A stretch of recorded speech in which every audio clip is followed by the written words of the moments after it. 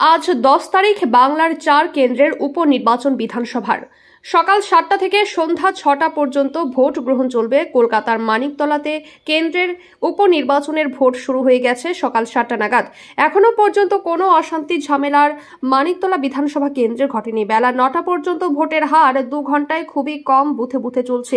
কেন্দ্রীয় বাহিনীর নিরাপত্তার পাশাপাশি ভোটারের সংখ্যা উল্লেখযোগ্যভাবে তেমন একটা নয়।